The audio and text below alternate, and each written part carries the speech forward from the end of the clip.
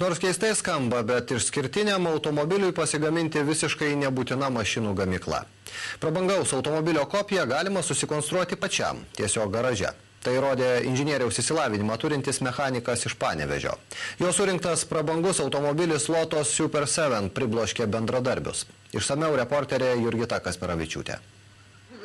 Tai nesuaugusiems vyrams skirtas konstruktorius ir ne automobilių žinovų pagaminta prabangios mašinos kopija pagal parsisiųstus brėžinius.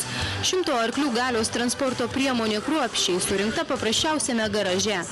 37 metų aukštąjį elektros inžinieriaus išsilavinimą turintis, tačiau mechaniko automobilių remonto dirbtuvėse dirbantis panevėžietis iš įvairių detalių pasigamino į Lotus Super 7 panašų prototipą.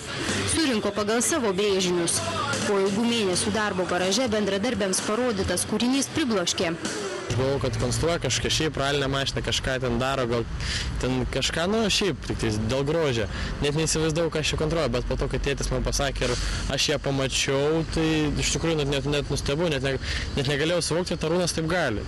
Žinau, kad motociklai yra jis ten surinkęs ir dar ten bandęs kažką su mašinom gaminti, bet kad va tokį automobilį surinkti, tikrai buvo nuostabu išgirsti ir pamatyti. Kaip sakant, Palangoj pavažinėti būtų įdomu, bet ne Panevėžyje. Kodėl? Ne, gatvės per daug nešvarios, kad pridulkėsim visą. Šią Lotus Super 7 lietuvišką kopiją, pasak panevėžiečio konstruktoriaus, nuo originalo skiria medžiagos, jų apdirbimo ir dažymo būdas, transmisija, įdėtas benzinų varomas BMW variklis ir važiuoklė. Vyras pats kūrė ir pritaikė elektros bei valdymo prietaisų saloną. Visi mazgai šito automobilio yra paimti iš vienos mašinos, iš BMW kompaktą, 98 metų. Kai kas yra patobulinta, priekinė važiuoklė, aišku, yra padaryta savos konstrukcijas. Galinė važiuoklė identiška automobiliui paimta. Toliau tas visas nešantis rėmas iš vamzdelių darytas ir apsiūtas plastikiniais skydais.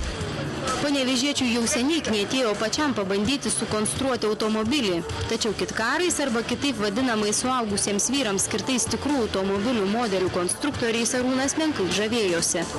Parsisiųsti detalės ir pačiam garaže susirinkti norimą vokišką, itališką ar anglišką mašinos kopiją mechanikui pasirodė per lengva ir mažai malonumo teikianti užduotis. Mes kažkaip norėjom padaryti savo konstrukciją, savo automobilį, kad jis būtų tikrai padarytas Lietuvoje visas nuo priekio iki galo, nuo pradžios iki galo, nepasimti kažkieno idėjas, bet sukonstruoti patiems. Tačiau įteisinti tokią mašiną kaip visavertę transporto priemonę panevėžiečių nebuvo lengva. Teko tai daryti kaimyninėje šalyje.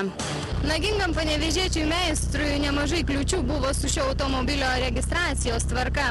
Norint užregistruoti tokį savadarbį automobilį, net jei vienos lemputės gaubtas neturi gaminio sertifikato, yra neįmanoma. Iš pradžių ne tik patį automobilį teko registruoti Estijoje, bet ir visas reikalingas ekspertizes atlikti. Mat Lietuvoje patikrinti stabdžių sistemą atestuotoje laboratorijoje kainuoja apie 10 000 litų, o vairo sistemos ekspertizės mūsų šalyje iš viso neatliekamos. Šiuo metu panevėžiečio surinktas automobilis saugus ir patikimas naudoti. Juo be jokios baimės galima išvažiuoti ir į miesto gatves. Jam reikia visų skaičiavimų, visų techninių dalykų, visų sertifikatų ir paprasčiausiai jie atlieka ekspertizę kaip ir praleidžia techninę apžiūrą šitam automobilį ir žiūri skaičiavimus ir visą, aišku, ir gamybos technologiją visą žiūri, kad ten būtų viskas suvirinta gerai ir padaryta gerai.